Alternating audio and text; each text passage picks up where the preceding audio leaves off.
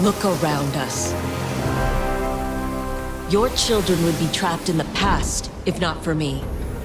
Their worlds are carved from the jade that I gave purpose. I promised them a future.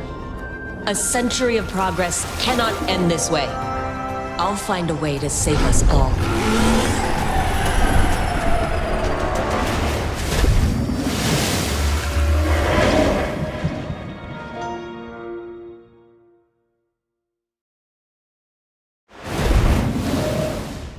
Hi Tyria, welcome to Guild Chat and happy Friday. Thank you all for joining us.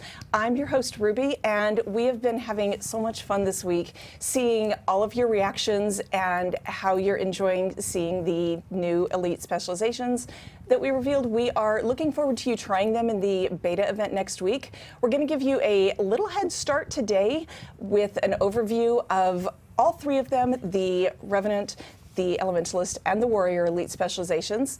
We're going to go over the skills, the gameplay, and the general how each one works, and then Cal's going to go back and get a little bit deeper into the traits and gameplay theory for those of you who really deep dive into how this is played and want to make sure you are super efficient. So let's go ahead and get started with our two developer guests. First, Indigo, thank you for joining us today. Yeah, hi, I'm Indigo. I'm a writer narrative designer on Guild Wars 2 Dragons and live content. I'm primarily working with the open world team. I'm a content owner for one of the narrative maps, which we'll talk about at a later time, and the Golden Path and the Elite Specializations, which is why I'm here today. Yeah, and Cal, thank you. Hi, happy to be here again.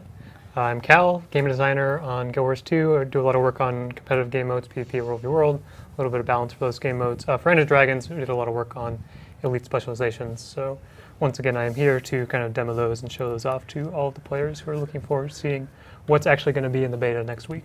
Awesome. All right, well, let's do this. Let's get started with the Vindicator.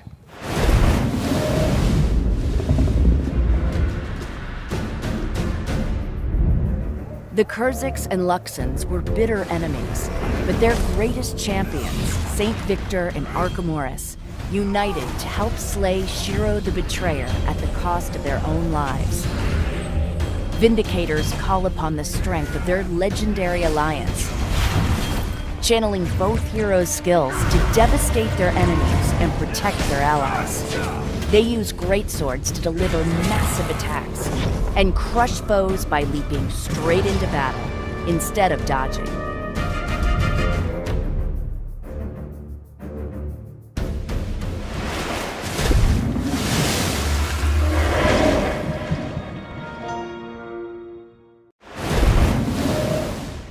All right, I am excited to hear about this one, especially the conflict between who you're channeling. So let's start with Indigo and tell me about this. Yeah, absolutely. So the Vindicator is really near and dear to my heart, which I'll probably say for a lot of the specs because they're all so much fun to work on. But you said it was the Elementalist. The Elementalist is near and dear to my heart. I heard that line in Beta 1 stream as well. Betrayal. Well, I'm a Mesmer main, so that was near and dear to my heart too. Everything. Fine. Anyway. The Vindicator was a lot of fun to write specifically because for the first time, the Revenant not only channels one spirit, but two. And our Guild Wars 1 players are probably familiar with Archimedes and St. Victor Zu-Helzer as heroes from Canthan's past that defeated the villain Shiro Togachi, which is another name that you might be familiar with because he is also another Revenant legend. Now, St. Victor and Archimedes were from opposing factions, the Luxons and the Kurziks, and we won't get too far into what's going on in modern Cantha today. And I mean, we all know that the Kurziks are the best anyway. Absolutely, no question. That's fine, there's no argument there, we're all a little biased in this room. But it's just facts. What's really fun about this class is that the themes of those two opposing cultures really comes into play in the gameplay itself in these specs too. Saint Victor, who is from the Kurziks, his gameplay is a lot more defensive and cleansing, while Archimedes is a lot more offensive and brutal in his gameplay. And with the help of your new greatsword, or the ability to use a greatsword rather, there's a really fun balancing act and dance between jumping between these skills and really like learning kind of this interweaving of how they work together. And I think players are going to be really excited to hear from Cal how this functions. I have a super important question first. It's a little frivolous, but it's also incredibly important. Yes. Shiro. Shiro. Yeah, so Shiro Tagachi, for those that don't know, is a big bad villain from Guild Wars 1 factions. I won't go too much into that because who knows what's going on, but basically the TLDR is he brought this little plague called the Affliction into Cantha. He stirred up a little bit of trouble. He was gross. He was a little gross. But now he's stuck in the mist, he's dead, he's long gone. And we might actually get to hear some spirit bickering. Yes. Because I mean now he's kind of stuck in this realm of the undead with the two guys that helped kill him a while ago. So I will say that players will also be really excited to hear that you're going to be able to hear some new commentary on the state of Cantha now. And that was probably one of the best things to write for this expansion that I did. Yay. So get ready for some my spiritual house husbands. As I like to call them. Yes, I love that. Wait, are we live right now? Yeah, Indigo, we're live. Whoops. I love that my question was Shiro, and I didn't have to, like, you were there with me. Thank you. All right, so Cal, let's go over these skills of the Vindicator. All right, let's get into the skills. So, as Indigo said, we have the legendary Alliance stance, which is the name of the Revenant legend here. We've seen like Dwarf and Demon in the past. This is the Alliance, Arkham Horus, and Saint Victor. Also, a quick shout out to everyone in the chat who voted for Kurzix being the best, because it's not even close. I can't even imagine the alternative. But basically, the idea of this spec is that you have kind of this dual-sided Alliance stance. And I mean, basically the entirety of the brainstorming meeting is, it's better than one legend? Two legends. And all right, thought about it, did some math, called in some professional mathematicians, and they did confirm that two is in fact greater than one. Yes. And so we decided to go with the double legend Alliance stance. So basically how this works is we're going to see, right now I'm kind of in the Arkham Horus Luxon side of things. And once I fire off, we'll get into these skills in a second, but notice how I use the heal skill in Arkham Horus, now it flips over to the Kurzix side of that, goes on cooldown. And so this is going to create kind of like an interesting dynamic in gameplay and how you decide to either go on the aggressive or go on the offensive or kind of mitigate damage and support your teammates, because we're going to see a lot of offense on Arkham Horus, a lot of defense and support on Saint Victor.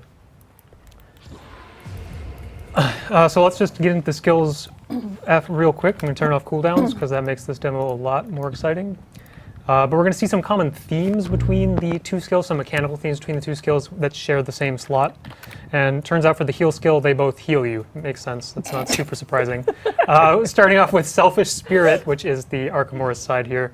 This is going to be, it's going to be like just a self-heal. It's also going to hit nearby enemies. So another common theme we're going to see both here on Arkham Horus and as well in the Greatsword kit is that the Vindicator really wants to be in these larger fights. So we see in the past stuff like Shiro and Sword Main Hand are more about isolating a single target and maximizing kind of that assassin-y gameplay and just focusing down a single key target. Whereas we're going to see with Arkham Horus, we're going to see the Greatsword just more natural, large AoE cleaving attacks.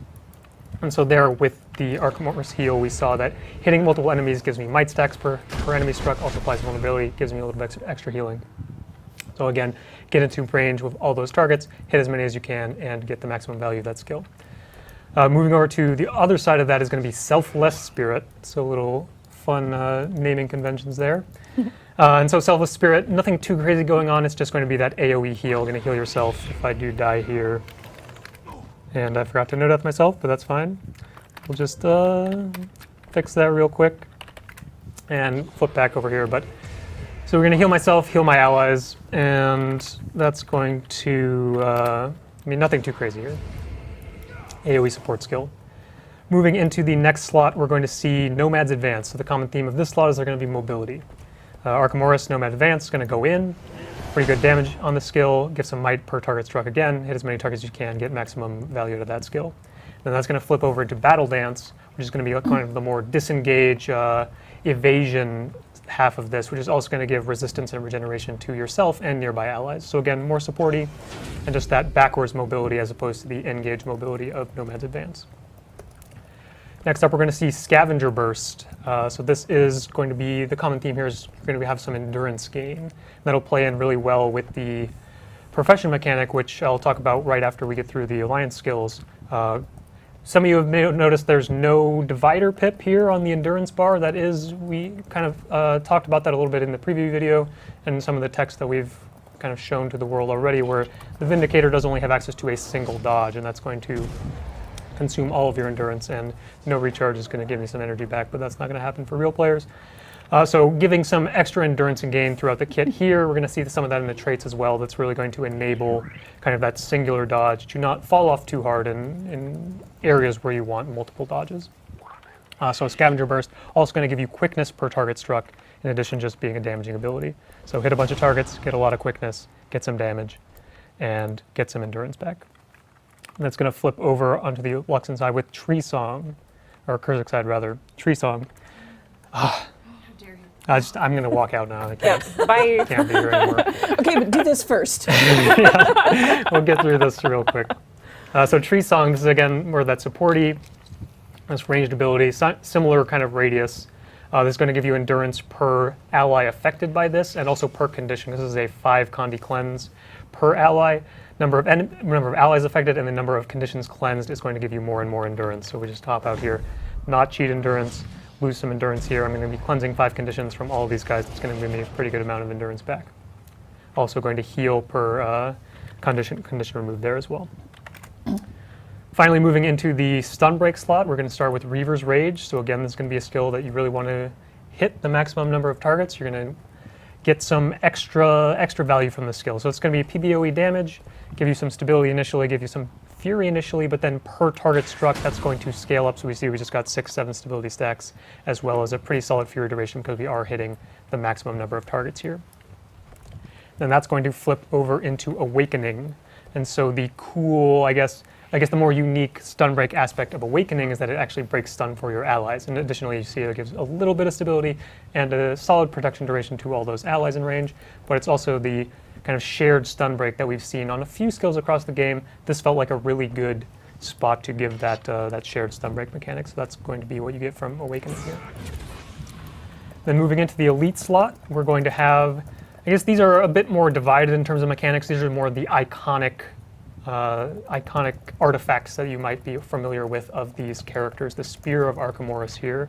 This skill is not all that complicated. It's just a very, very powerful, super long range, 2,000 range, long distance, very high damage multiplier, a little bit of torment in there, just super focused on maximizing the damage. Armament does a lot of the heavy lifting himself with the cast time. Revenant only has a little bit of a cast time, and then Armament will stand there, charge it up, throw at the target, and do a lot of damage to that enemy. That's going to flip over into the Urn of St. Victor, which this is again going to be more of that supporty, ally supporty. I keep saying supporty. That's not a good thing. But let's come over here to some of these golems here that are a little bit lower on health. So what's going to happen with the Urn of St. Victor? Let's just hover the tooltip for a second here. See all the things that are going on. So the first thing that's going to happen is while you're channeling the urn, which is upkeep skill, -10 upkeep, this is going to start dealing damage to yourself, but you also see that allies nearby are being healed. So while you're in kind of this upkeep, it's not really a stance, but upkeep mode, the Revenant will not be able to take incoming healing either. So you're creating this really kind of dangerous, high risk, high reward type of gameplay where as long as you channel this, you're going to be kind of more susceptible to damage. You do get a little bit of damage reduction in there for both power and condition damage, so you'll be a little bit more tanky but not be able to sustain yourself at all. And then this is going to continuously pulse heal toward allies, and then as you see here on the final flip over skill, you can recast this ability to then have a more final burst of healing and some boons that's going to scale based off how low your health is. So this is something that you can kind of, if you're already low, you can just pop it when you're low health and then fire it off immediately to get the full value of the skill. Otherwise, you're going to have to sit there, take that kind of incoming damage, incoming pressure to really get your health to as low as it possibly can to get the maximum healing and the maximum boons there. We saw regen, resistance, and protection. A lot of good power coming out from that elite skill.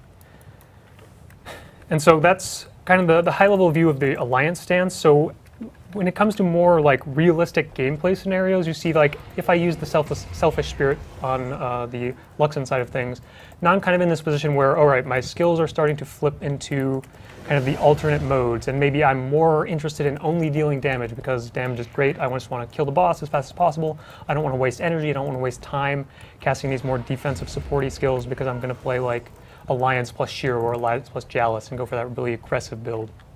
And so we're going to see here on the F2 skill, Alliance Tactics, this is going to be an opportunity for you to kind of pick and choose when you flip over those abilities outside of just casting them. So if you do just want to maximize damage, maybe you fire off all of the Arkham Auras skills, and then without having to deal with the St. Victor side of these things, we're going to just fire off Alliance Tactics, and that's going to flip your whole bar back. So anything that's in Arkham Auras side is going to flip to St. Victor and vice versa. So if you're like already going to hybrid state of the bar, you're going to have a hybrid state on the other direction. This ability also gives you endurance, and it does cost energy, so this is an opportunity to convert energy into endurance, and that's going to be one of the things you really need to be kind of min-maxing while you're playing this character, because again, the dodge mechanic is going to kind of enable some of your damage or support depending on which one you choose. We'll get into the traits a little bit later in the show. But we're going to see a few different flavors of the Vindicator dodge, similar to what Daredevil does, where you can kind of pick and choose based off your Grandmaster trait. If you want to go super high damage, more supporty, or something a little bit in the middle with some wounds and a little bit of damage. So you have the opportunity to, depending on how much energy you spend on your skills, maybe you want to get Charge Mists over an Invocation to really maximize how much energy you have while you're swapping between legends. That's going to allow you to take Alliance Tactics and kind of get that endurance back while also min-maxing the gameplay style you want to get out of Alliance stance. Because you also have potentially the option to run a more supportive style, maybe Ventari plus Alliance, and then really focus on these Victor side skills and just make sure you're casting those. Don't care as much about Arkham Auras in that case, and then you're going to be really wanting to take advantage of Alliance Tactics to flip over those skills whenever you feel the need to. So I'll just touch on the dodge again real quick. We'll get into the kind of key details once we get back into the traits, but as you can see, this is a pretty long, this is the super aggressive offensive dodge that I have slotted right now. So you see it's going to give me a buff to outgoing damage, and outside of that, this is a much slower, more telegraphed, much longer evade frame, but also a pretty significant amount of damage here at the end. And we've definitely seen like how a single dodge plays with Mirage since we've made that change in PvP and World v World for a while now. So when we're building the Vindicator, we want to make sure that all of these dodges feel rewarding enough to justify kind of that increased danger of not being able to dodge multiple times in a row. Obviously, we've seen some defensive cooldowns on the Alliance stance. Shiro has access to that. Jalis is going to get some damage mitigation. So Revenant does have a lot of tools that can kind of mitigate damage outside of their dodge, and we felt that it was a really interesting place to kind of try the single dodge mechanic again and see if Revenant is something that can also make that work. So next we're going to move into the Greatsword skills, and kind of touched on it a little bit earlier, where this is very much more that AoE cleaving power DPS weapon that's going to complement Sword pretty well if you're just looking for like a PvE damage rotation, but also just for those larger fights, maybe in World v World environment, PvP team fights, open world, looking to hit as many targets as you can, then the Greatsword's going to be really a valuable choice. So nothing too crazy here on the auto attack, pretty standard Greatsword auto attack. The final hit applies chill, so a little bit of staying power, a little bit of chase down, which is what melee characters like to see. Moving into Mist Unleashed. This is kind of the main damage payoff of the kit. Skill 2, pretty standard damage and vulnerability. Then skill 3, Phantom's Onslaught. This is going to be another gap closer. We saw some in the Alliance stance side of things, but we also have here on the Greatsword. Dash in, probably need a target, so you actually want to hit something. You can just fire that skill off without a target and dash, similar to Rush. We cleaned up, this is actually using a slightly different animation from Rush, so it's a little bit less likely to fly out in random directions, which I'm sure all the Warrior players in chat can kind of, grumble and complain about, because anyone who's played with Greatsword and Rush and has ended up on the wrong side of the map because their enemy was moving in a weird direction. That's going to be a little bit less of an issue here with Phantom's Onslaught. So that's also going to be a little bit more chill in this kit. Next up, we have Imperial Guards. This is a defensive cooldown here. It's going to be a channel block. And the kind of unique aspect of this is that you see it flips over into, I believe it's called True Strike here. This is just another damaging ability, so you can just kind of double tap this to get a little bit of extra damage in there. That's not going to be ideal because the mechanic of Imperial Guard is that as long as you are blocking attacks, that is going to charge up the damage of True Strike. So we see what is the damage here, about 3k there, but if this golem actually uses, say, Rapid Fire on me, and I block a lot of incoming incoming attacks, that's going to charge up True Strike, and we're going to see, well, I forgot to crit, so huge misplay. But the damage does increase by a pretty significant amount there. And then finally, we're going to get Eternity's Requiem. This is kind of the big, I guess it's another big damaging skill. This one's a little bit more high variance. It's another thing where you're going to want to be surrounded by a large cluster of enemies, because this is going to be kind of similar to skills in the past we've seen with like Meteor Shower, Frostbow 4, there's a little bit of this Lightning Hammer where it's just this large cluster of spawning spells in the area around you. And so it has the similar mechanic of like damage reduction per hit, because we don't want to just, you know, get really unlucky and you got hit by, somehow you got hit by all 24 impacts, which I would be impressed. Send me the VOD. I'll give you a high five or something if you get hit by all 24 hits with this skill. But again, just going to kind of have that same Meteor Shower mechanic. And importantly, that you're going to see that when the Golem uses this skill here, this is going to be a little bit more telegraphed because it's a little bit hard to see all those impacts, right? But here, for all of the enemies, they're going to be able to see that, okay, here's all these damage radii that I need to avoid. So that's just the Greatsword kit, you know, a little bit of mobility, a little bit of defense, a lot of cleaving AoE damage, and that's really all there is to the Vindicator, but it's a very flexible character because of the kind of dual nature of the Alliance stance. You're going to be able to potentially run a few different builds with this character, whether it's pure offense or pure support or the kind of the in-between hybrid. There's a lot of possibilities, so it's going to be really interesting to see like what all you guys do in the beta and when you get your hands on this. And so that's the Vindicator. We'll come back to the traits later in the show, like we mentioned. We're going to get through all the super cool, exciting stuff with the skills and professional mechanics and the lore, and then we'll come back for the kind of a little bit more of the theory behind all the traits later in the show. So next we're going to move into the Bladesworn, I believe.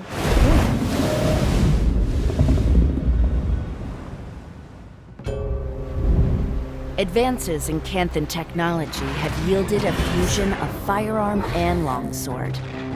The Gun Saber. Only a dedicated, highly trained warrior can handle such a volatile weapon.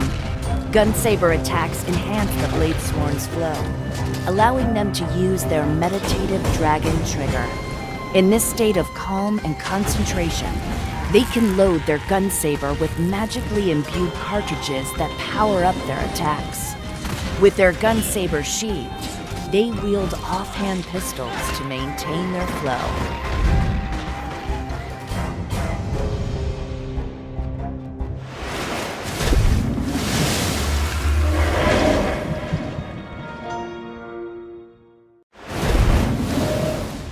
All right, we are going to get into the Bladesworn, but I do want to call out first that Indigo just got a text.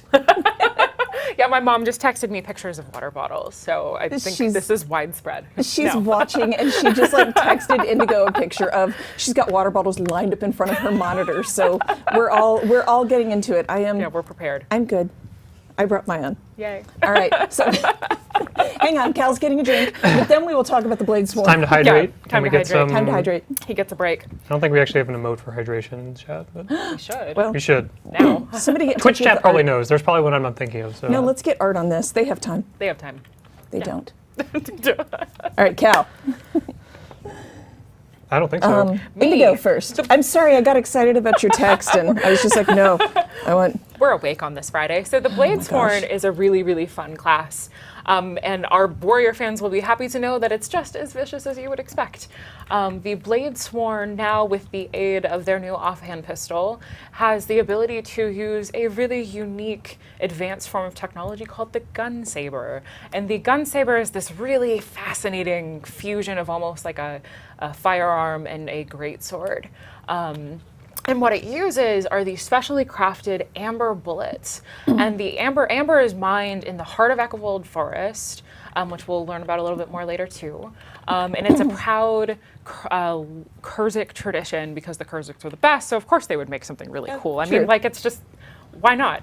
But amber is also a really delicate resource to handle and really dangerous to handle too. So the Bladesworn is often balancing between managing its ammo and managing its use of the gun itself and jumping back and forth, which Cal will get into a little bit more here in a moment. But that kind of interplay in the heart of the class itself is really rich with lore and those thematics of the forest.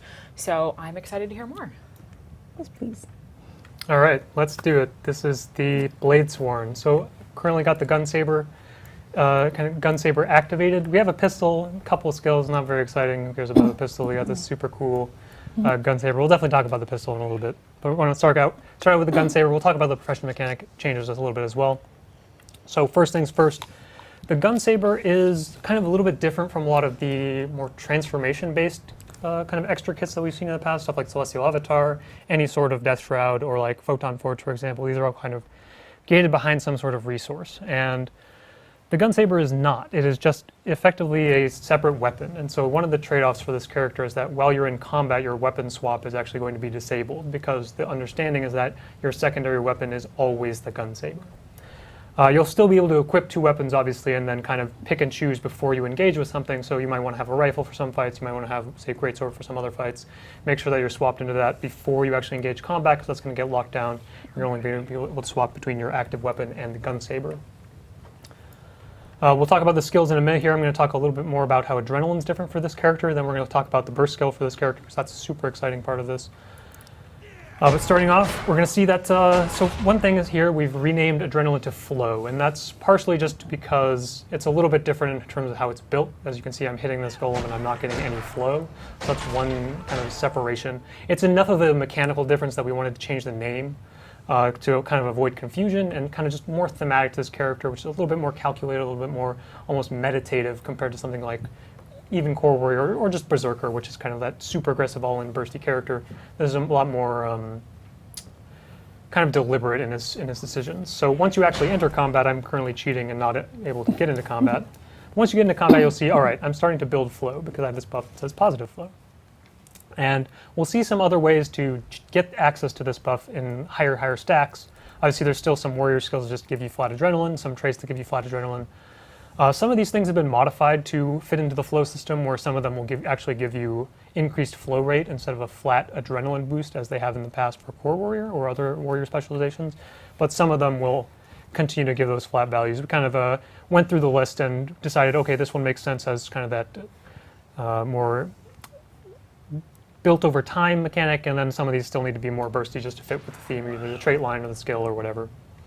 So here you see positive flow is building up. Eventually I'm going to get to 100. This will go a little bit faster as you use some of the utility skills or the traits that give you access to more flow. But once you get to, another thing to note here, this goes up to 100 because it's kind of similar with the Revenant thing. 100's a lot cooler than 30. It's about 70 higher. We did some impressive math on this one as well and confirmed that 100 is just a much more powerful number to have access to than 30. So key balance decisions being made. We hired an accountant for that. So once you have access to, any amount of flow here, I believe you actually need like 10, similar to burst limits on Core Warrior. Once you have enough flow, you can enter what we're calling Dragon Trigger. So once we get into Dragon Trigger here, you kind of get into this prepared stance and you're ready to draw and unleash the power of the gun saber. And so you see, it took about 5 seconds to fully charge these charges. It's going to drain every half second. It'll drain 10 and build up to that maximum of over 5 seconds of maximum damage. And this is really going to allow you, there's going to be 3 different flavors of Dragon Slash. We'll start with the most powerful one. Did you say flavors? I did say flavors. Cool. Cool. Yeah. I like that. That's a word. So I'm going to cheat real quick and give myself guaranteed critical hit so we can really show off how much damage the skill is going to do, because we love large numbers. All right, chat, what do you think? We're charging this ability for like 10 seconds, right? Or 5 seconds, sorry, but we built up a lot of adrenaline. All right, I got my vision sigil from out of nowhere. Impressive. But let's see how much damage this skill is actually going to do when I guarantee crit. Remember, this is a heavy golem, so about 2600 armor. It's not an ambient creature. We're not going to do any nonsensical things there. But all right, we're going to unleash Dragon Slash Force. So that's about, okay, that actually did 25,000 damage. That's actually way too low. and I actually am on the wrong equipment set where I don't actually have any gear equipped and also no traits. So real quick, let's get a real number in here. Swap over to Berserker. That's not Berserker, but we'll deal with it. 1 second. Let's get some better gear here real quick. This guy will come back, re-equip this guy. The deception of the outfit. Put on some traits. Yeah, let's activate this. Get out of combat. I don't know if I'd recommend this build. This is just some damage multipliers in here. If we really wanted to go crazy, you'd probably equip Warrior's Cunning, but no one takes that trait. That's not realistic. It's only going to be against high health targets anyway. Obviously, the 5 signets, most important piece of the warrior build here. So let's just build some adrenaline real quick. Hop in here, get into combat. I'm also going to cheat again real fast and give myself some offensive buffs that some players might be familiar with. Because we're just going to get some quality damage numbers coming out here. All right, so we got some buffs. This guy has 25 vuln, has cripple in there because I have leg specialist, why not? So let's hop in here. Maximum charge, Dragon Slash. Got all these buffs. We got like Frost Spirit in here, Assassin's Presence, Peak Performance. That's the Bladesworn Grandmaster damage trait. We got some banners. They're around here somewhere, I'm sure. But let's see. All right, now let's see how much damage this skill is going to do. Does anyone have any? I can't even see the chat, so I'm just, I was talking to the watching, chat. and one person got pretty close. All right, So let's see what we get here. We're firing this off.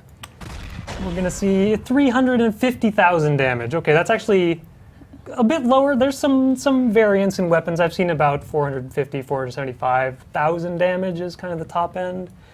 But we really wanted to make sure this is, rewarding enough. Is Twitch chat going a little bit crazy? Yeah, they just flipped. 350,000? Is that number high? I mean, It's not that high. heavy armor target. Oh, 372. There we go. Better weapon roll. Yeah, so that's a pretty impressive damage number. Competitive players, don't worry. The number is going to be a lot lower. We somehow figured out that dealing 370,000 damage against players who have about 20,000 health, probably not the best idea. Depends on which one of those people you are. It does depend, so that's going to be a little bit different. But kind of the other important, I'll just go back to normal here and get rid of all those extraneous buffs. But the key thing to note here is that this scales exponentially with the number of charges. So if I fire this up very quickly after, we're going to see, okay, that only did like 2,000 damage because it was only a single charge. And it's going to build up slowly, and then once you get into kind of the latter few charges of the skill, you're going to see a much larger exponential ramp. And this is actually governed by a really nonsensical third-order polynomial equation that has some interesting coefficients, and there's some words about math. So based on your charge level, it does some calculations, says, okay, here's how much damage you're supposed to do. And the end result is a large number at higher charges. Makes sense. Okay, so outside of memes, damage, high numbers, that's Dragon Slash Force. So that's the first kind of, this is the purest damage version of Dragon Slash. This does the most damage. But then we also have kind of the next two. We have Dragon Slash Boost, and we have Dragon Slash Reach. And so Boost is going to have kind of this dash attached to it. We saw this in the preview video. That's going to do a bit less, only 119,000 damage. Obviously, I don't have like the super collection of PV buffs anymore. But similarly, damage is going to fall off. The damage is going to fall off even more for Reach, which is going to be the ranged version. And this is going to fire off a piercing projectile that can line it up, hit a bunch of targets. But the damage is significantly lower because there is, less risk into using this skill. And we see a couple other skills in here that are not Dragon Slashes, and the idea is that you're kind of forced into this stationary gameplay, so you're very susceptible, very easy to run away from as well. So we have Trigger Guard here, it's just going to give Aegis, mitigate an incoming attack, pretty reasonable. And then secondly, we're going to have Flicker Step. And so Flicker Step is a very, very short distance teleport. It's not going to be as exciting as Mesmer Blink or Lightning Flash or anything like that, but it gives you just a little bit of extra mobility while you're in Dragon Trigger. So you can kind of chase something down and then fire off Dragon Slash. So next we're going to talk about the Gun Saber skills. That's all the profession stuff. Really cool stuff. I recommend having equipment equipped when you use damaging abilities. Yeah. Obviously, you don't need it. Like, we're still heading for what, 25k without any equipment? That's pretty solid. So moving into the gun saber, and one thing we're going to see with the gun saber is that because it is kind of this mandatory weapon, you always have to have this equipped. It's going to be a little bit flexible. It's not going to be like a hard glass cannon weapon. It's not going to be anything too specific toward anything. It is very much a power-focused weapon, as we're also going to see on the pistol. But it is going to be a little bit more flexible because we're going to have some range. We're going to see a little bit of defense, a little bit of mobility. Just starting off with the auto attack chain, we have kind of this pretty standard 3-hit combo. The only kind of extra at the end is that we're going to see this explosion skill fact on a few other Blade Sword skills as well. There's going to be traits that play off explosions for this character, so some of the damage gets moved from the actual strike into that secondary kind of explosion mechanic. Moving on into next, Blooming Fire. This one's going to be, again, more damage. Nothing too crazy. Melee range, you can move while you cast this. A little bit of extra reach as opposed to some of the skills that with similar behavior where they kind of cast in place. Moving into Artillery Slash, this is going to be a ranged. Nothing too crazy again, it's going to be cripple.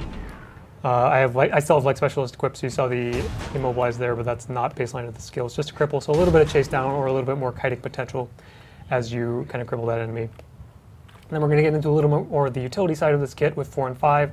Cyclone Trigger. This is kind of a dual mode physical attack as well, where if you cast this from range, we're going to throw a projectile at these guys. But if you're a little bit closer, you're going to get a more powerful melee attack, and that's not going to double hit. You saw this guy over here is a little bit out of range, so he gets the projectile attack. Everything else that's close is being attacked by the melee attack for just a little bit extra damage.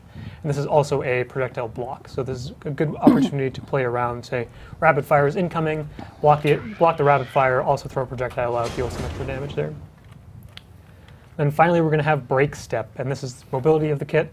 Pretty similar mechanic to Rocket Boots on Engineer, where it's going to kind of do this blast in place at your starting location, and then you're going to dash a little bit further away. So it's going to set up the rest of your kit. You can pop that off right before you get into Dragon Trigger and prepare your kind of maximum burst skill, or obviously just sets up the rest of your melee skills in the kit.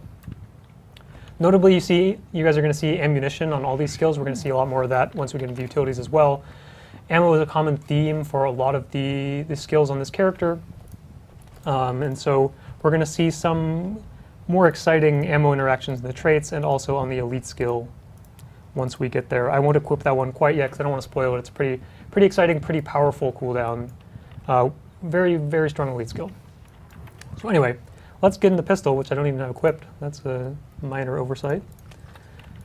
But pistol kit. So Warrior Offhands. It's kind of already this pretty saturated design space where you have so many options. You have shield, you have axe, you have sword, you have warhorn. The list goes on and on and on because Warrior has so many weapons available to them.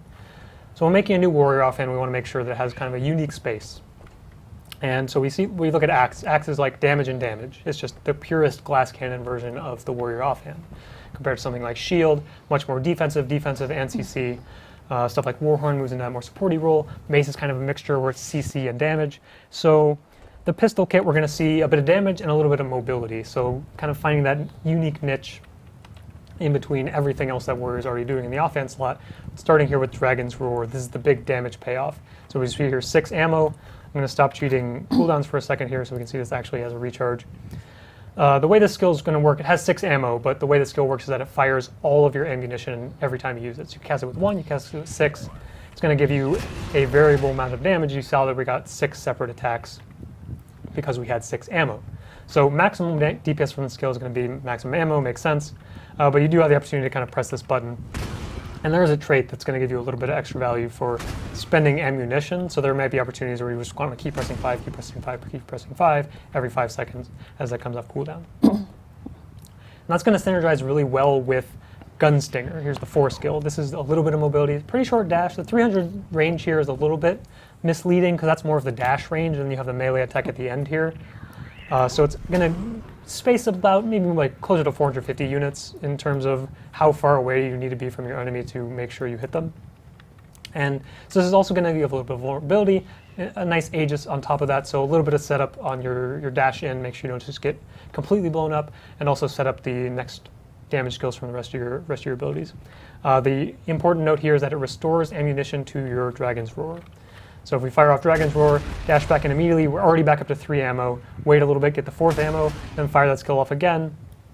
And that's going to be kind of like the burstiest version of the combo is spend 6, dash back in, spend 3, and that's a lot of potential damage from the pistol offhand. So moving into the utility skills next, this is the Armament utility type, and this is never before seen, brand new, amazing. What is an armament? It's, you know, the armament, every time we think about utility skills, you know, we figure out, okay, what do we want to do for this character? And do we have a skill type that already exists and kind of fits that theme, fits that type? Sometimes the answer is no, so we just make a new skill type. Here we have armaments, there you go. And so what we're going to see, obviously we see a lot of ammunition. We're going to see some of these skills kind of combo with each other, where you're going to be able to spend kind of ammo back to back and use up all your charges to get a little bonus effect there. Or you can just kind of space them out and really plan, be a little bit more deliberate in your decision making, and spread out the value from those ammunition skills. So starting with Comet Stimulant, here's the heal skill. Let's take some damage real quick, get into combat so that matters. So the way the skill works, we're going to see a smaller initial heal, and then we're going to get this buff on us called Stim State. When this expires, it's going to heal me again. There's a big heal on the end. So a little bit harder to use. You're going to want to kind of precast this a little bit earlier, make sure you have enough time to buy that 5 seconds for that to fire off. Alternatively, you can have the opportunity to recast, because if anyone who was reading the tooltip while I was hovering on this, you see that if you cast the skill while you're already in Stim State, it's going to give you boons instead. So you have the option to kind of trade off healing for more damage. Pops this, pop it immediately, again I get quickness, I get vigor, I get fury.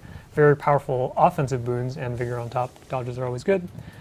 But that's going to kind of lose the secondary heal of the first cast of that skill.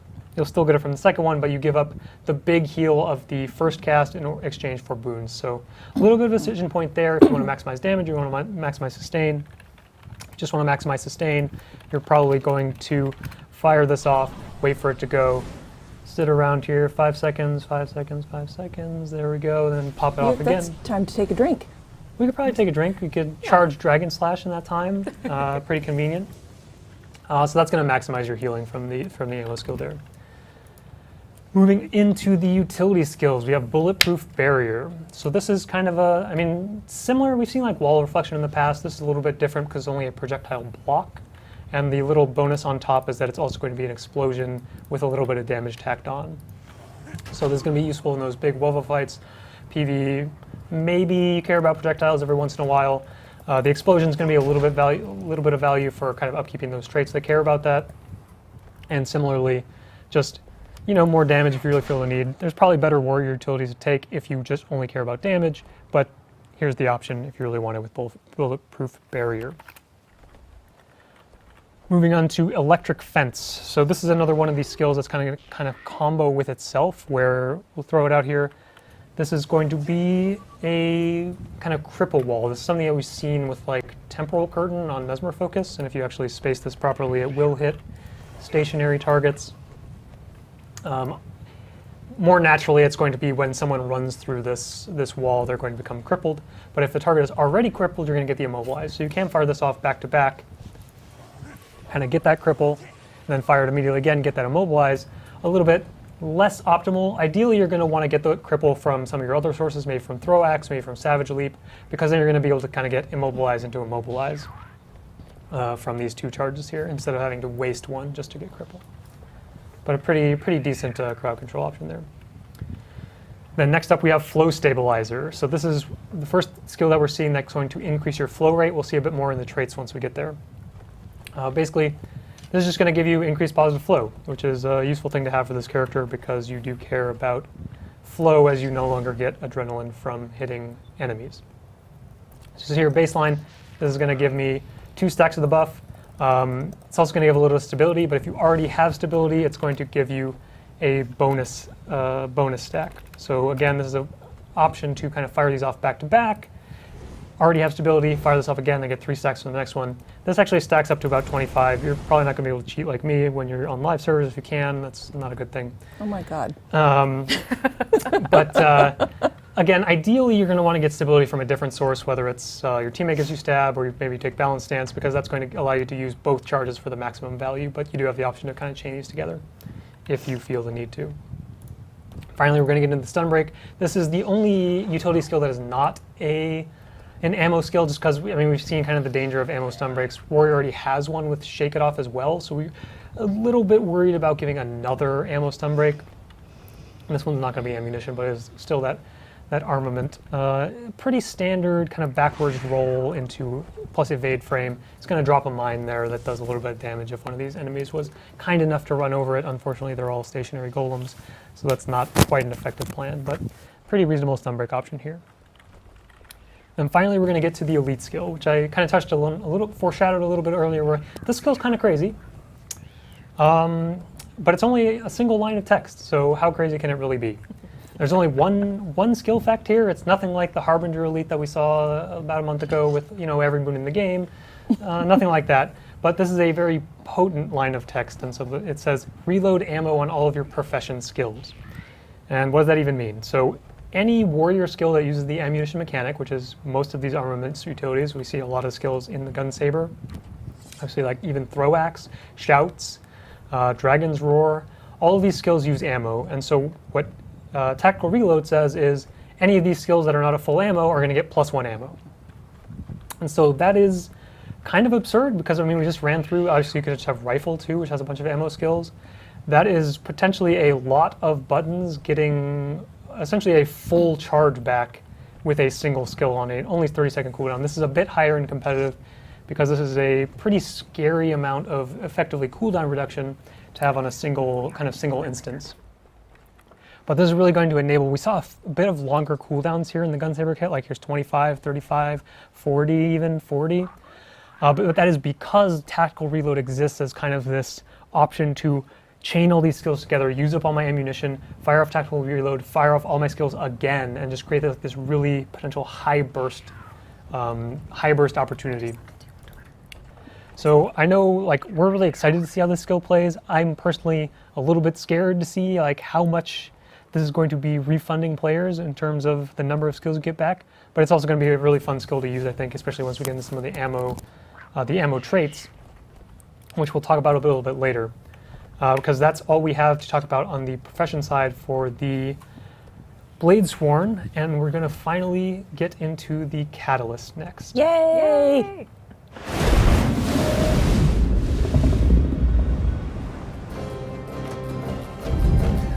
Catalysts have revitalized ancient techniques for channeling elemental forces, with a few modern improvements. They use jade tech spheres to create concentrated wells of immense power. Using their augment abilities within range of the spheres enhances their effects. With the weight of Tyria's fundamental magics behind every blow from their hammers, these elementalists are a steady presence in melee combat.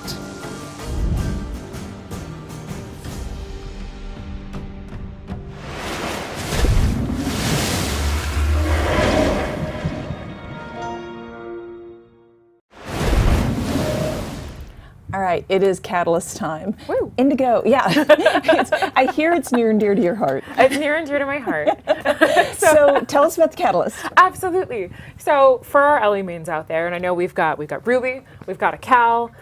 I'm not. I'm a Mesmer main. I don't understand. How do you do it? It's self-punishment or something. I'm a like garbage Mesmer. But Ellie was my very first class that I played in Guild Wars 2 back when I started the game in college. So it is very near and dear to my heart. More importantly, Catalysts kind of go back into that theme of having a little bit of an ancient sort of history to them. They were casters from an era bygone, ancient Cantha. Similar to the Willbender, they were protectors of the nation, but not necessarily the throne directly. They were warriors, soldiers. But more importantly, the biggest part of this class is that they utilize this really advanced technology called a sphere. And in modern days in Cantha, that sphere has been a little bit upgraded into what we call a Jade Tech Sphere or a Jade Sphere. And now spheres are conduits to the Elementalist immense power. And they kind of function similarly to a engineer's gyro, and that you kind of summon it and it floats around a little bit, and there's all sorts of fun aspects to do with that. But when I approached writing it, I kind of went with this sort of theme of like a traditional wizard, or so to say. They summon imagery from elements and environments from all over Tyria, and they imbue that magic into the sphere.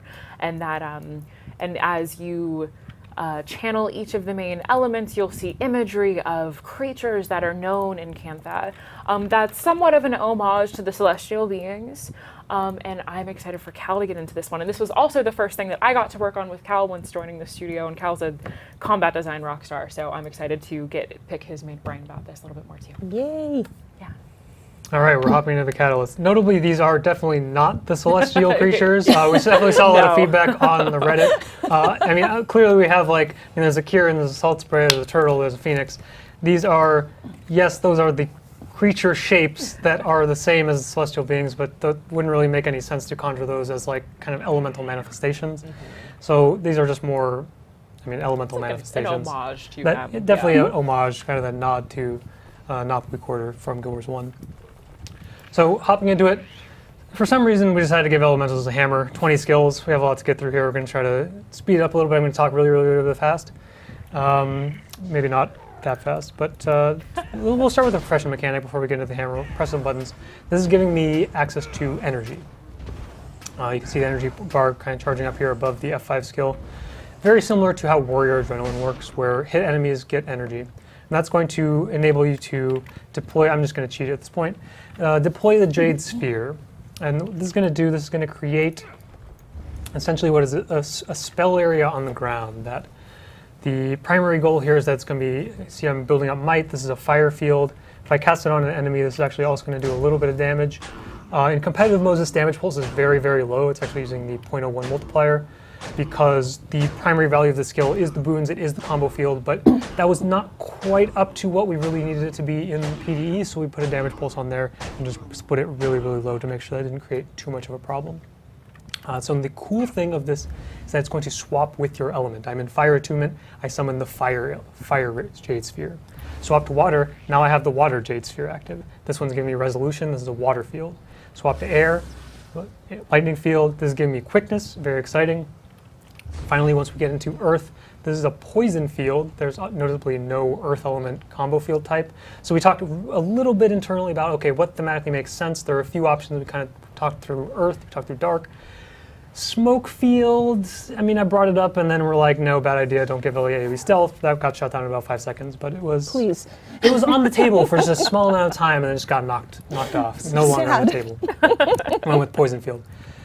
Poison field, notably, is a valuable thing to have for the kind of bruiser playstyle that we're going to see with this character, because blast finishing in that is going to be AoE weakness. So honestly, nothing too crazy going on with the Jade Sphere. We're going to have a lot of combos in the hammer kit itself that are going to play really well off of those combo fields. You don't actually need a field on the hammer kit at all. Let me just make sure we hit all the tooltips for these deploy skills real quick. There's also going to be a little bit of interplay with the utilities once we get there, where using them in particular Jade Sphere areas is going to give you a little bit of a bonus effect. All right, let's get through the hammer skills rapid fire. 20 skills to get through. We previewed a little bit of the kind of the melee gameplay of this character. It's also going to have kind of some mid-range elements in fire and air. We're going to see a lot more melee in water and earth, and then more of a mid-range DPS character in fire air. And that's because when we're thinking about what is the hammer, what space does this exist for in the Elementalist, the very natural kind of understanding of what is a hammer is this slow-moving, deliberate, lumbering melee bruiser character. But for the Elementalist, Dagger exists in a lot of that space already, so we don't just want to stomp over Dagger and say, okay, here's Hammer. Hammer is the new melee bruiser weapon. So we kind of left a few of those elements there as kind of water and earth, and then made a lot more of the aggressive damage components of this. It was more of a melee or a mid-range character. And so starting off, I'm actually going to start off with skill 3 here, because this is kind of a shared mechanic across all 4 attunements. We're going to see this summons a projectile circling around the catalyst, and this is going to hit enemies that it passes through. Pretty exciting stuff. More of a melee skill here, but notably this does give you access to a little bit of a boost, and it's going to be variable per attunement. We're going to see fire gives you outgoing damage. Makes sense.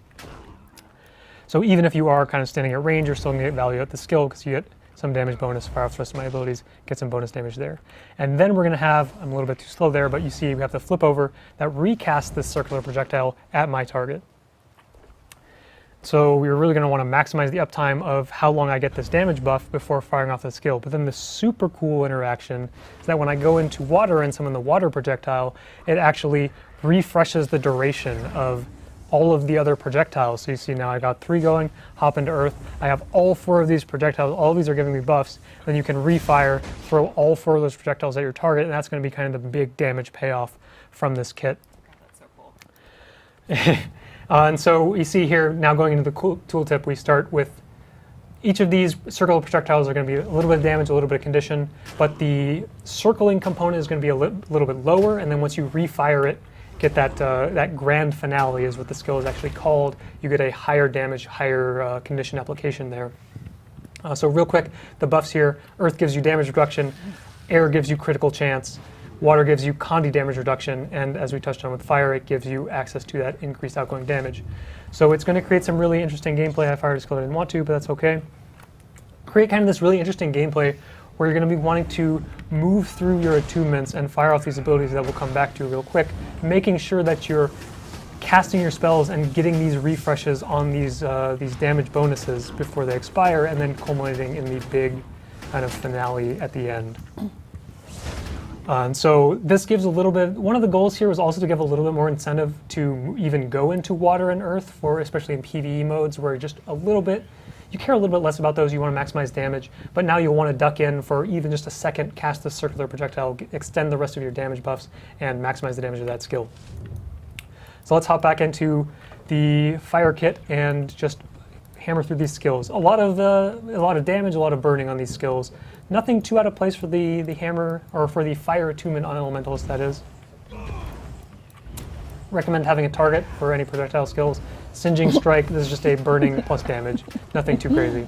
Moving into Surging Flames, this is a different flavor of that skill, of a projectile skill. This is not going to use the same shotgun style mechanic that we see on stuff like Fan of Fire, but the idea here is because we're looking to target this more mid-range gameplay with Fire Attunement, this is only going to hit each target once. And you see there's a little bit of a cooldown protection there when I cheat and have no recharge. That's going to make sure this doesn't multi-hit, because then we can guarantee, okay, this is always going to do a good amount of damage when I'm playing this character from kind of this mid-range style, and I don't need to dive into melee range because it's a little bit more dangerous. We do have some better defensive options in traits and some of the utilities, because, I mean, we meme about how Elementalists always go into downstate and die and all that fun stuff. We do want to make sure there's a few more better defensive options to this character. Thank you. And so we'll get to those in a little bit. And again, keeping range as the main damaging components there. Moving into Triple Seer, we already talked about Flame Wheel here, so Triple Seer is up next. This is kind of a different style of an AoE damage skill. You see it summons actually 3 different spell areas, and each of these has its own kind of unique target cap, and they all have a much lower damage than you'd expect, because the idea is you want to line them up perfectly. Come over to this golem over here who still has vulnerability from a long time ago, but if you line it up perfectly, all 3 of these hit, so that's going to maximize the damage, maximize the burning. So this is going to play really well with crowd control skills, or just enemies that don't move, like these golems or bosses in PvE. And finally, we're going to have Molten End. So we saw a lot of burning on literally all their 4 skills in this kit apply burning, and so Molten End here, the final skill, is going to reward you for striking a burning enemy. It is going to give you access to Might and Fury per target struck. So that guy gave me 1. Over here, it's going to give me a little bit more, longer Fury duration, more Might stacks. And again, this is a blast finisher, so playing well with Jade Sphere, while I'm in Fire Attunement, it's going to give me access to Might stacks. Alternatively, it has this kind of delayed cast time, so there's the opportunity to start casting this ability, switch into water, and then if you move into that field in time, that's going to give you the area blast finisher in a water field AoE healing, which is a little bit more valuable. We're going to go over to the Air Attunement next, because we're going to go through damage, and then we'll come back to the kind of melee bruisery style gameplay from water and air. So, Air Attunement, Wind Slam, nothing crazy. Projectile deals damage. We already touched on Crescent Wind here as well, so next up is Hurricane of Pain. This is the channeled kind of AoE, kind of that 100 Blades style, rapid fire, channeled big damage skill on the 2 slot. So the idea is here is that the LE spins their hammer so quickly, and then redirects their elemental energy and shoots it off into this targeted hurricane over here by all these golems. This is kind of the big damage payoff if you really want to set this up with CC. Moving into Windstorm. This is something that we saw in the video where people were worried about going off cliffs. Well, just pay attention to your surroundings. It's probably not that big a deal, but the idea here is here's the kind of the disengage, knockdown on there as well. But this is a little bit of if someone's diving you, knock them down, back up, respace, get into that mid-range style again, and really maximize your damage without being able to be pressured. And then finally here we have Shock Blast. So this is another this is a much slower moving projectile. You see, we throw it out, going to pierce through enemies while it's moving. Once it lands on the ground, we're going to have this kind of delayed explosion, and that's going to be another stun. So some nice crowd control here in the Air Attunement kit. And again, this is kind of a delayed blast finisher, so you can throw this out, switch attunements, get the field you want, and get that blast finisher. Next up, we're going to move into water. So this is already getting back into that melee style we see here with the auto attack combo. Nothing too crazy. Chill on the 3rd hit. Again, kind of this thing that melee characters want to see. Second skill, we have Rain of Blows. More chill. This is 3-second chill and a 6-second cooldown is pretty notable. But the caveat here is you have to hit all 4 of these hits against the same target. So rewarding you for either crowd controlling or just sticking to your target. A little bit of damage on there as well. Some potentially high chill uptime if you maximize that spacing. Skipped over Icy Coil because we already talked about that one. Next up we have Crashing Font. So here's some mobility. You can use this to go in. You can use this to kind of reposition, go out if you need to. Ideally you're going to go in because it's going to reward you for hitting targets. And it's going to heal per target struck. So hop in there. This is also a leap finisher. Fire this off in the water sphere, give you a little bit of healing on top. And just a pretty big heal if you do hit all 5 targets. That's also going to set up the final skill of this kit, Cleansing Typhoon. This is going to be a similar kind of PB AoE hammer swing that gives you access, or it's going to cleanse a condition per target struck. So again, maximize your targets, maximize the value of these skills. Moving into Earth, we're going to see a little bit more defense, more tankiness, more crowd control. Nothing crazy on the auto attack skill here. Stone Strike, just PB AoE damage. Second up, we have Whirling Stones.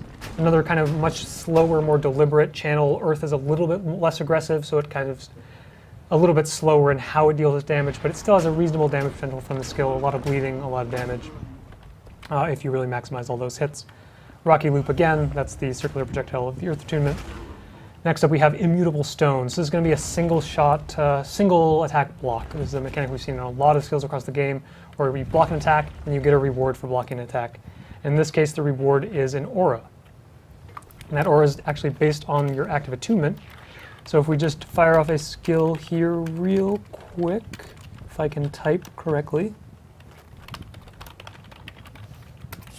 You're really committed to not clicking skills. Well, I have to type so that to tell the golem, hey, use a skill on me.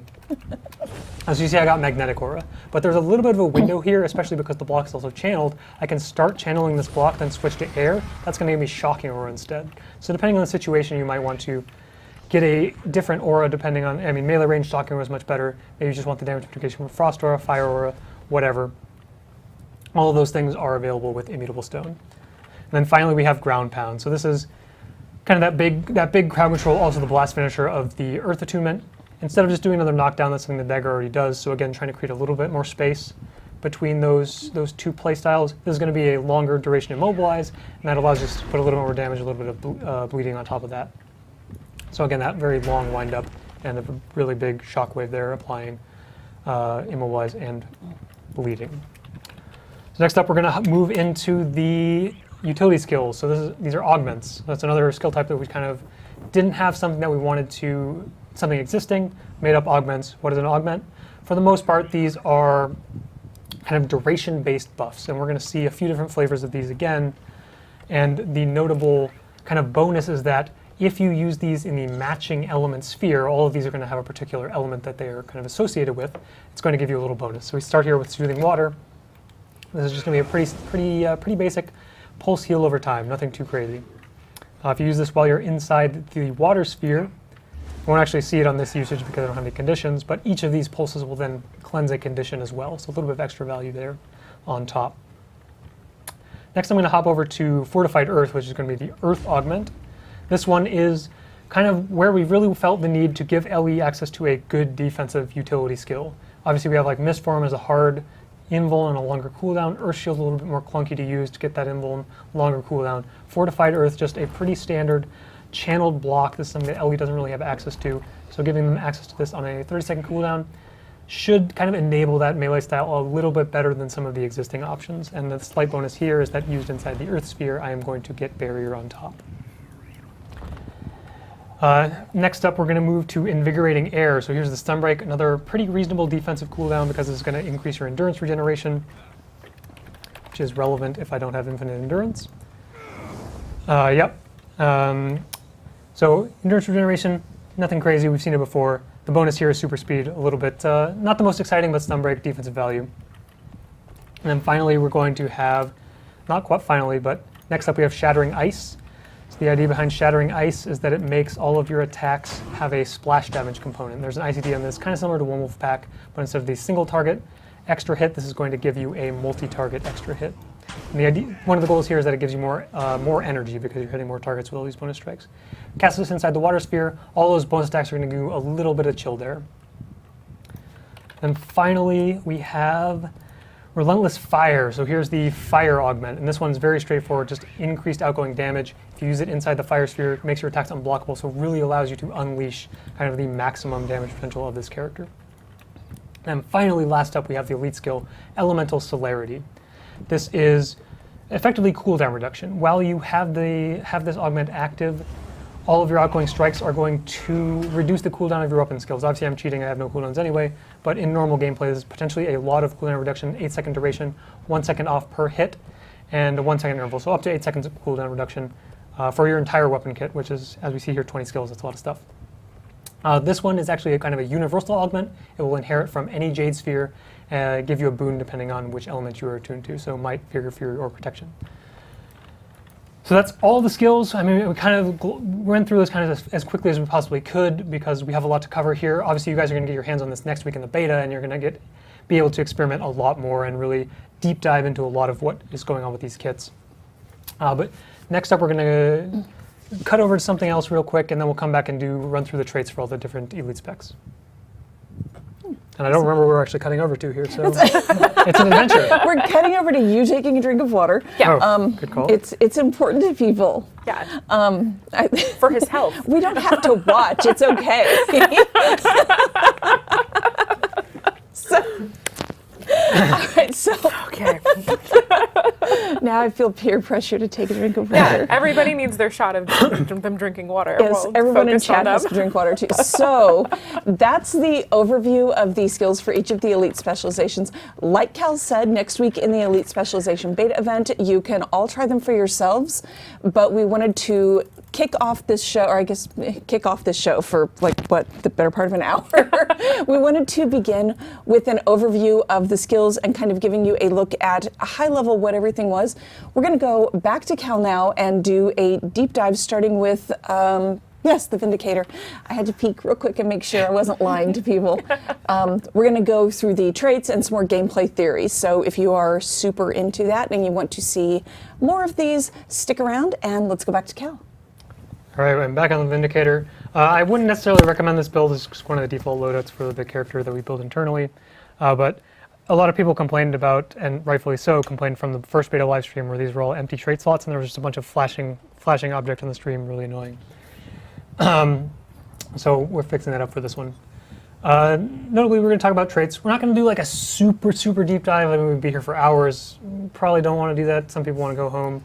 I mean, eventually. We'll save that for a later date. Like we're gonna run through the traits for sure. I'll talk a little bit about what the goals for these traits are. But we don't want to just talk for hours and hours about individual traits too much. But we will cover everything to make sure that all that information is out there.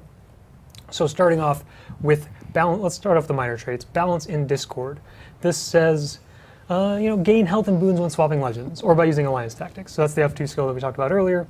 So every time that I'm swapping legends, pretty standard gameplay for the Revenant. Gonna get a little bit of healing in there. and a little bit of regen. So it's a pretty solid sustain trait.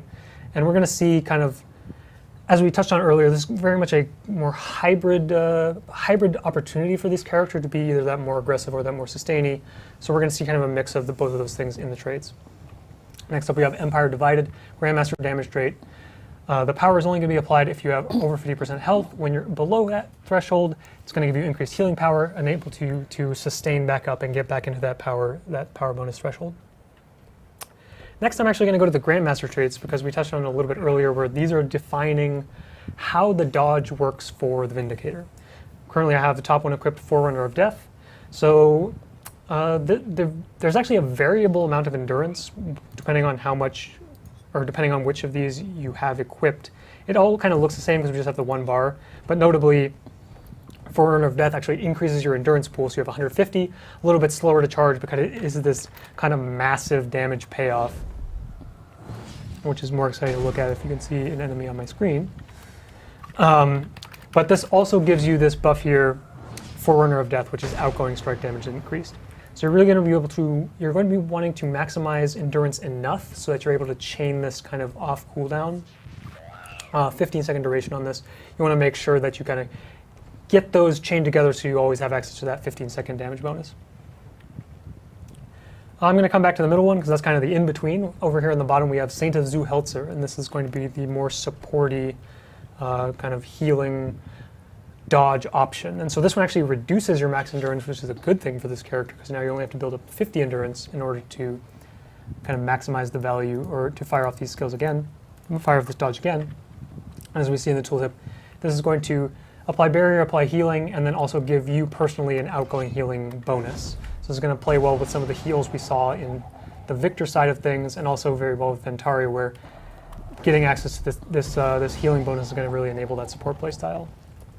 And this one also potentially just a very good option for competitive modes because that lower endurance cap is a little bit more easy to, that's exciting, a little bit easier to upkeep, right? Finally, we're going to move into the middle, Imperial Impact, Vassals of the Empire. This is kind of that more in-between. We're going to see a little bit of damage here, some condition applications, some boon applications, and boon extension. So this is more, this character is not really intended to be a boon support, but as you're probably going to be playing with a boon support in your party, this is going to give a little bit of extra value to that composition, in that it's going to extend any of those boons in addition to giving protection and might. Obviously that buffs allies in range, but this will also hit enemies in range and apply a couple of conditions to them, just as kind of that in-between, more of that mid-rangey, very flexible playstyle. You might choose to slot this trait for your dodge. That one's going to keep you at the baseline of 100 endurance. Now we can come back to the adept traits, starting with Leviathan Strength. This one says F2, we should probably change the text so it says Alliance Tactics, Carl. Shout out to Carl. Carl. So Alliance Strength. F2 now refreshes the cooldowns of Alliance utility skills.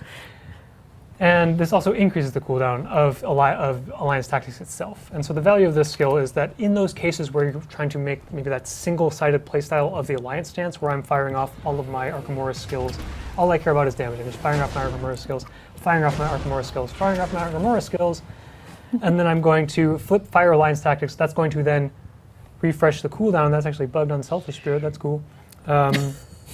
Didn't refresh the cooldown there, but it should refund the cooldown of all those abilities, and then obviously it's still gated by energy cost, but just makes those instantly available if you feel the need to. If not, you may choose to go for next Amnesty of Xingje. And so a lot of these trait names actually have a lot of lore tie-ins that are way over my head, so that's cool. I can't talk too much about those, but I know we did a lot of research about, I mean, maybe Indigo wants to talk about some of these things. This was totally not planned, so I'm just flipping the script. Let's no script. Doing it live. Surprise! What's going on here? Maybe we'll talk a little bit about more of the kind of the narrative behind that. Maybe a little bit separate show, or if we have time at the end, maybe we can come back to it. Amnesty of Xingje. Anyway, this basically says that your legendary alliance abilities gain additional boons. Cool. So every time I use an Archimora skill, it's going to give might. Every time I use a Victor skill, it's going to give regen. Nothing too crazy, honestly, just very thematic for those characters. Adept traits don't need to be super high power level, but instead just keeping them pretty simple, pretty thematic to the characters. Next up we have Redemptor's Sermon. So this is going to struck below the health threshold. This is a mechanic we've seen in the past on a few traits. This one's going to do just a little bit of healing, a little bit of Connie Cleanse. So if you really feel the need to have those kind of increased defensive options, I guess you could slot that trait if you really want to. Let's move along though and move into Reavers Curse. So this says, gain endurance for each target affected by your dodge. And so as we saw in the few different flavors of the dodge for the Vindicator, some of them affect allies, some of them affect enemies, some of them affect, or one of them affects both.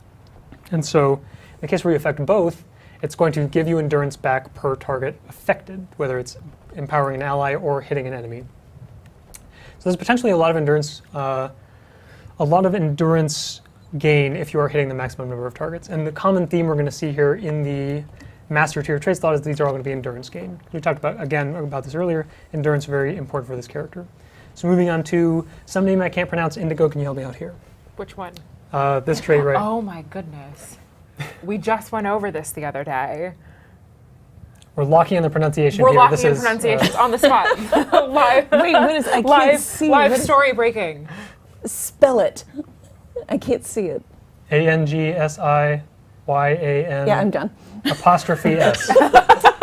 Someone's trust is the theme of. That's just a huge disaster.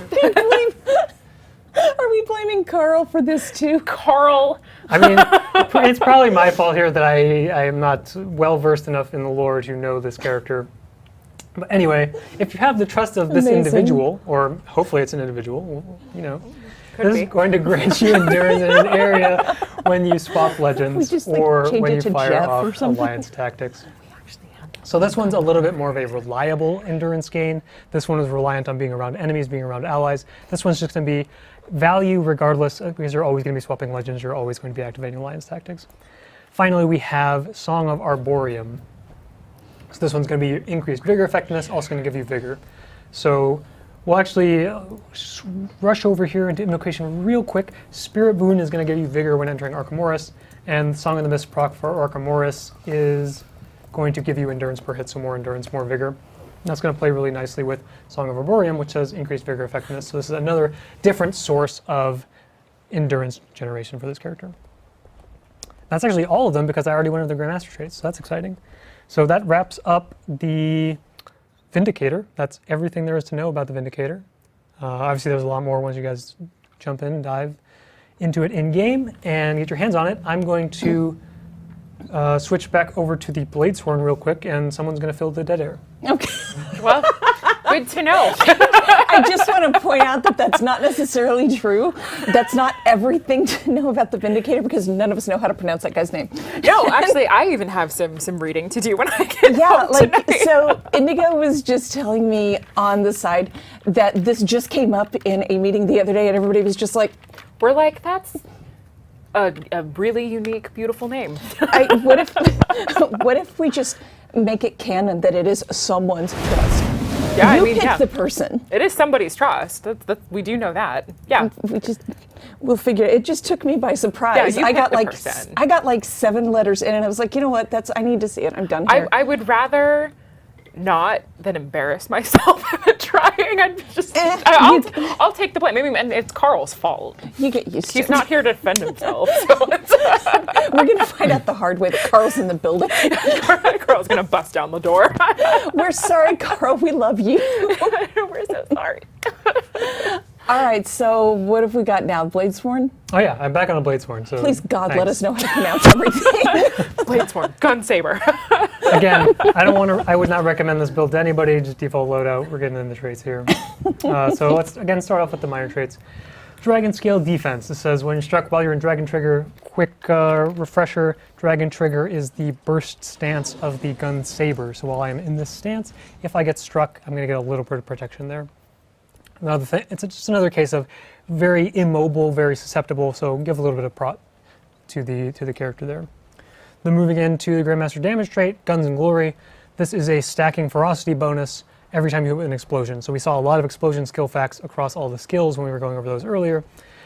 This is going to each time you hit with one of those, it's going to stack this duration up longer and longer and longer. Maintain that that ferocity just for the damage bonus. It's nothing too crazy. As usual, minor traits, nothing too crazy. It's good to see. Anytime there's a crazy minor trait, I just probably do like a double take and be like, why is this so complicated as a minor trait? But nothing to see here. So let's then move into the adept trait slot. And so what we're going to see some common themes in kind of these vertical trait lines. So in the adept slot, there's going to be a theme. In the master slot, there's going to be a theme. Grandmaster slot's going to have a theme. The theme of the adept trait slot is increased flow rate. We talked a little bit about flow earlier. We saw it in one of the utility skills. This is the natural flow or adrenaline gain for this character, so we really need to have some options available in the trait slots to increase that gain because you no longer gain adrenaline from hitting enemies. So starting with reverse flow, incoming healing increase. And also whenever you heal yourself, increases flow rate. So this is similar trigger to like incoming heals. Traits that care about healing yourself, where it won't trigger off like regen ticks because it would just blow out way too hard. But anytime you like use a heal skill, stuff like that, that's going to trigger this and give you that positive flow buff. So if I have this fire off stim state, gives me a positive flow. There you go. Next up, we have swift as the wind. So this is movement skills grant swiftness and then also flow rate increase. So this is going to play really well with just warrior. Warrior has a lot of movement skills. We already see value with stuff like warrior sprint, which cares about movement skills. And so again, just having more and more movement skills is going to give you more and more flow. So we see a little bit there on break step, 2 ammo there, hop out, maybe we do like savage leap, get some more flow, and so on and so on. Finally, we're going to have unseen sword, and so this one is going to grant you positive flow every time you swap weapons. It's also going to do kind of a small radius, that's the word I was looking for. Small radius kind of AoE damage attack around you. And also the positive flow rate. So nothing too crazy, just another flavor of flow generation. Moving into the master tier slot, we're going to see rewards for using ammunition skills, and specifically the final ammunition skill of a skill. So when you're down to 1, press an ability, this is going to give you a bonus. In this case, Unshakable Mountain, Barrier. Nothing too crazy. Defense. If I want defense, I'm going to get a lot of defense because I'm going to be firing off many skills with some amount of ammo. And each time I run out of ammo, which is not possible when I have no cooldowns, but we'll just demonstrate real quickly. There you go, a little bit of barrier there. Similarly, next up we have Fiercest Fire. Instead of barrier, this is going to give you kind of an AoE strike that's going to do burning and a little bit of damage. More importantly, it's going to do burning. And then a little bit of damage on top of that. So just another way to kind of get more burst potential, because I think kind of potentially the most powerful, the highest upside I think of any of these is going to be Lush Forest here in the bottom, which says using the final round of an ammo skill recharges the cooldown of all of your equipped skills. So this is also just super powerful because, I mean, I'm not going to spend so much time pressing all these abilities and see the maximum value of the skill. You guys will get your hands on it. You'll see just how strong this can be. Because 1 second recharge per ammo skill that you use the last ammo slot of. So you can have a full bar of ammo skills, a lot of shouts, a lot of rifle, and potentially get a lot of cooldown reduction from that trait. And then finally, we're going to see in the Grandmaster trait slot some Dragon Slash augments, I suppose. Augment, bad word because we just use it as a skill type for the Catalyst, but modifiers to the Dragon Slash. So starting up at the top, Immortal Dragon. This is going to say heal yourself for a percentage of outgoing damage from Dragon Slash. As we saw earlier, if you're hitting something for say 400,000 damage, 8% looks like a lot more of a powerful heal than it may seem on its face. It's just a little bit more of a sustain option. Take a lot of incoming pressure while you're charging up Dragon Slash, get a lot of that back because you have Immortal Dragon slotted. Alternatively, if you just want to be super aggressive, go kind of, I guess we'll see a little bit more offense at the bottom. So this is maybe not the most aggressive, this is the most guaranteed version of Dragon Slash. Ignores blind, little stun in there, also unblockable. This is just going to allow you to kind of unleash the most threatening version of Dragon Slash. And then finally here in the bottom is Daring Dragon. And so the interesting thing here is that you see it immediately adjusted our UI. We can only charge 5 times. We can still build up 100 flow, but we can only build up to 5 charges. And so what that's going to mean is we get up to 100, charge it up, maxed out, we're going to fire that off, and if we still have flow left over, I'm a big cheater, so I always have flow left over, so you're going to re-enter Dragon Slash, or Dragon Trigger rather, and then you can charge up again, use the rest of your flow, so you can potentially go back to back with the Dragon Slashes. There's also going to be a little more valuable in PvP, potentially, because of the kind of different scaling of the Dragon Slash build-up. We talked a little bit earlier about how it scales very steep exponentially. It's a little bit faster and then falls off a little bit harder in PvP and in World v. World just because it's a little bit harder to justify staying in place for 5 seconds. So a little bit more upfront and a little bit more fall off at the end, but it will continually give increased damage as you charge that up. So that's all of the Bladesworn, all of the Bladesworn traits. And we just have one more class to do here, one more profession to do here, which is the Catalyst. So I'm going to throw it back over to Ruby and Indigo again while I switch characters. All right, while you switch over. All right, so we're looking at the Catalyst. One thing real quick before we get back to Cal, I want to outline a few details about the Elite Specialization beta event next week. I've seen some questions here and there about how does this work, how do I get in? It's open to everyone with a Guild Wars 2 account in good standing. All you need to do is log into the game after the beta event starts. You will see some beta character slots available to you. Roll your Vindicator or your Catalyst or your Bladesworn in those slots.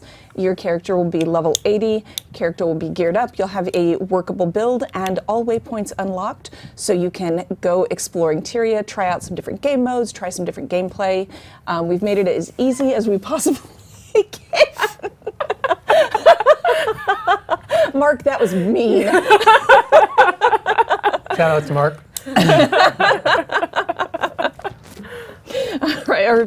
All right, so we're now blaming Mark for things. Yeah. All right, so that is how the beta is going to work. It starts next Tuesday, the 21st. Back to you, Cal. Thanks. So we're back here with the Catalyst traits. Something I forgot to mention on Vindicator that we'll also see here on the Catalyst. This is not final art for the trait line, or it's maybe Catalyst is just a little bit more abstract in concept. So it's really no, it's just not going to be the final art. We didn't quite get those in for the beta event, but we got some nice colors in there. So that's, turns out we're still working on this game. It's not done. That's one of the values of running beta events, right? Like everything doesn't quite need to be fully ready to go because we still have a lot of time until launch. And so let's just dive into the traits real quick. A couple things we're going to see. Let's just start out with the minor trait, like we've been doing.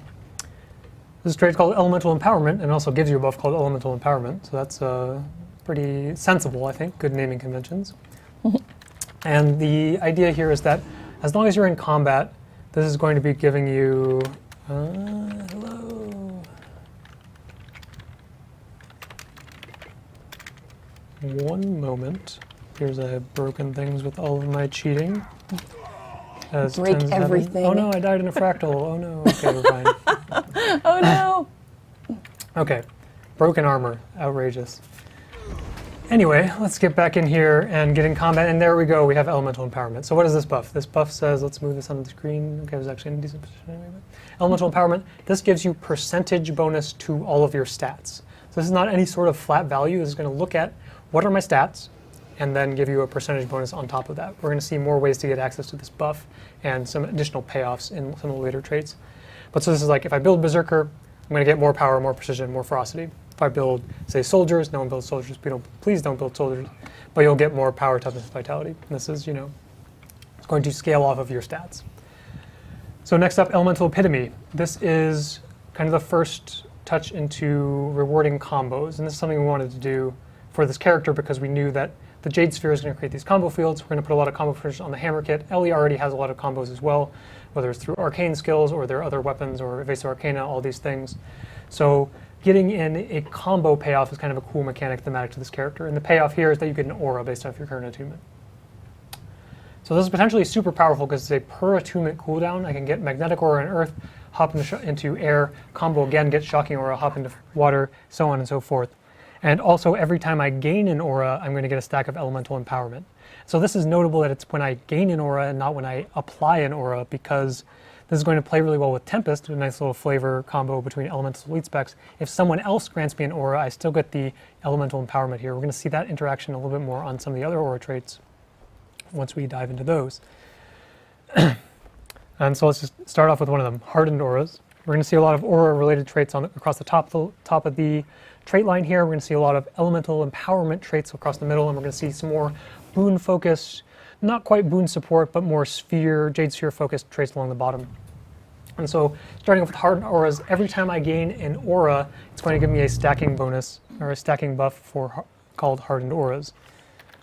So we'll just demo this super quick, don't need to go too far in there, but see, I get Hardened Auras, and every time you combo, it's going to then refresh that. This is the mechanic we saw with Lethal Tempo back on the Willbender, where every time you get this trigger, it's going to refresh the duration. So as long as you continue getting auras, whether it's from the trait that we just talked about, Elemental Epitome, or from the rest of your kit, or from your allies, this is going to allow you to kind of maximize that damage reduction up to 10%. Pretty decent for the adept trait slot.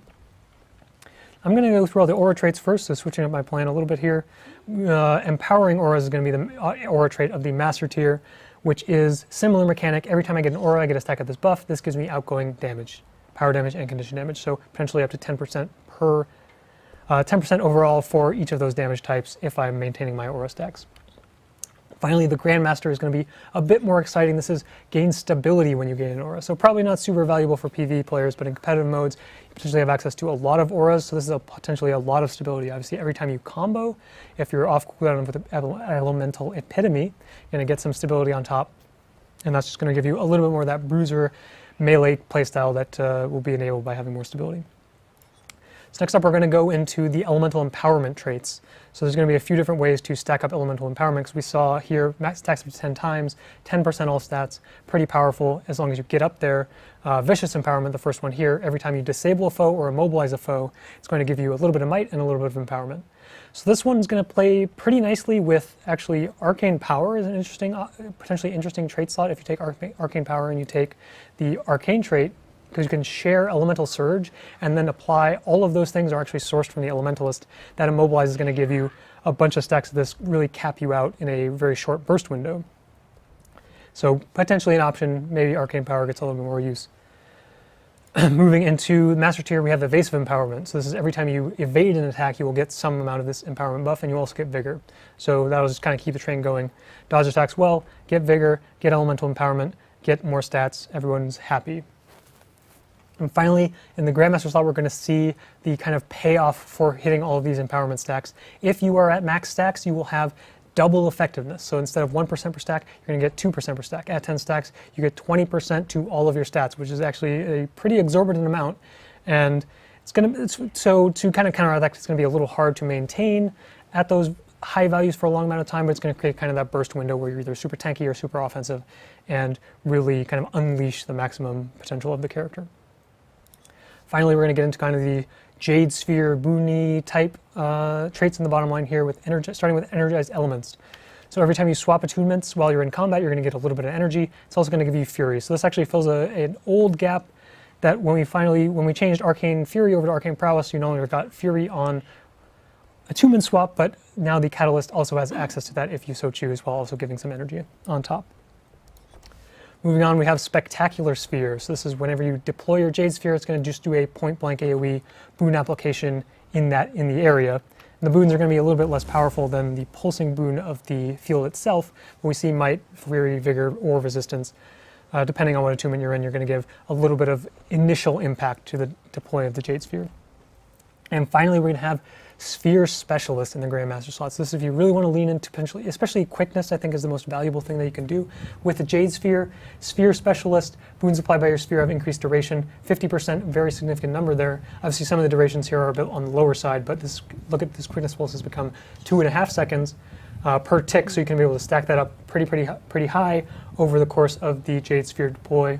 So this is going to trade off some of the damage from the middle trait here with Empowered Empowerment, just to get more of that boon support if you really want it. It doesn't really have all the tools to be a pure boon support, but a lot of quickness potential with Sphere Specialist. That's also going to empower the boons from Spectacular Sphere as well. It's a little bit more of a boon gameplay style option for the Catalyst there. So a few different things you can do, more of that potentially ranged glassy build, or that more melee bruiser, or maybe a little bit more of the boon side of things. A lot of opportunity. Elementalist as a whole, always a pretty flexible class, so Catalyst doing a lot more of the same. And that's all the traits. We kind of speed ran through all of them. I don't know if anyone has the splits, so we'll come back to those, look at those, and we'll run this again next week and try to beat all the times, but I'll definitely not. Let's not do that. But that's the gist of the Catalyst, and that actually covers all the elite specs. So we'll throw it back to Ruby and Indigo for the wrap-up. Peanut gallery. The peanut gallery, right? Cal, thank you for doing so much heavy lifting on this particular stream. That was awesome. You did good work. Thank you all for hanging out with us and for hearing about the next 3 elite specializations. I have a few things for you before we go. First, thank you both for joining. Join us next week. I'm going to be visiting the Prime Gaming's Crown Channel's Fight Night live stream. I'll be spending some time with their hosts Chelsea Bites and Action Jackson. We're going to play through the Elite Specialization beta event for a little while, and we're going to take a little tour of Guild Wars 2, and you are welcome to come hang out, meet their community, and spend some time with us. We also have a couple of giveaways to share with you. This is the last day. We are giving away this laptop. We have partnered with Dell to give this away. This is the last day to enter that giveaway. There should be a link in chat right now on where you can join. We're also giving away a copy of Path of Fire and a DX Racer Pro Racer gaming chair. That giveaway started today. There's the chair. You can go to the link also in chat and see how to join there. Join the beta event next Tuesday on the 21st. It starts on Tuesday. We'll have those beta character slots in there for you as soon as the event starts. We're going to make it as easy as possible for all of you to get in there and try out everything that Cal showed off today. And finally, pre-purchase of End of Dragons is ongoing. If you pre-purchase, you get the game. You also get some pretty cool things that you can use on your account now, including the Flame Serpent weapon chest, the Canthan Raptor mount skin, the Canthan cape, and you also get the Xingje Dragon Boat skiff skin that you can use in the game once End of Dragons launches. So thank you all for joining us. We will see you hopefully Wednesday afternoon on the Prime Gaming Fight Night live stream, and we'll see you in the beta event next week. And don't forget to hydrate. Yep. And Do you need water? Ong Siong. All over it. On Sion. Yes. We got a pronunciation. We got a pronunciation. It had never been pronounced in Guild Wars 1 to our knowledge before, so we just had a big round table. Okay, so what is it? It's Ong Siong. All right, and that's whose trust we want. That's whose trust we want. Okay. Yeah. All right.